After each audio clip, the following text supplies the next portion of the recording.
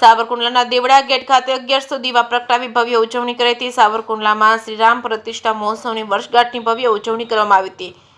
શ્રી કૃષ્ણ જન્મ સમિતિ સાવરકુંડલા દ્વારા દેવડા ગેટ ખાતે કાર્યક્રમનું આયોજન કરાયું હતું। કબીર ટેકરીના નારાયણદાસ સાહેબના આશીર્વાદથી 1100 દીવા પ્રગટાવી ભવ્ય દ્રશ્ય સર્જાયું હતું। આ કાર્યક્રમમાં સાવરકુંડલા લીલિયા વિધાનસભાના ધારાસભ્ય મહેશભાઈ કસવાલા મુખ્ય ઉપસ્થિત રહ્યા હતા। સાવરકુંડલા નગરવાસીઓને ધર્મપ્રેમી ભાઈઓ બહેનોને ખૂબ મોટી સંખ્યામાં ઉપસ્થિત રહ્યા હતા। ત્યારે હિરેનભાઈ વેકરિયા, રસિકભાઈ વેકરિયા સાવરકુંડલાના કાર્યક્રમમાં મુખ્ય યજમાન રહ્યા હતા। કૃષ્ણ જન્મ સમિતિ સાવરકુંડલા દ્વારા આયોજિત આ કાર્યક્રમમાં ખૂબ સુંદર રીતે આયોજન કરાયું હતું। સમિતિ દ્વારા અગાઉ પણ આવા અનેક ધાર્મિક કાર્યક્રમનું સફળ આયોજન કરવામાં આવે છે। શ્રી કૃષ્ણ જન્મ સમિતિ સ્વયંસેવકો દ્વારા કાર્યક્રમને સફળ બનાવવા જહેમત ઉઠાવી હતી। જે કેસની ગુજરાતી સાથે યોગેશ સુનરકર સાવરકુંડલા। જય શ્રી રામ। આજ રોજ અયોધ્યા મુકામે ભગવાન શ્રી રામ નિજ મંદિરમાં પધાર્યા હોય તેની પ્રથમ વર્ષગાંઠ નિમિત્તે સાવરકુંડલાના દેવડા ગેટ ખાતે કૃષ્ણ જન્મોત્સવ સમિતિ દ્વારા 1100 દીપ પ્રગટાવી અને આ પ્રથમ વર્ષગાંઠને ઉજવવામાં આવી।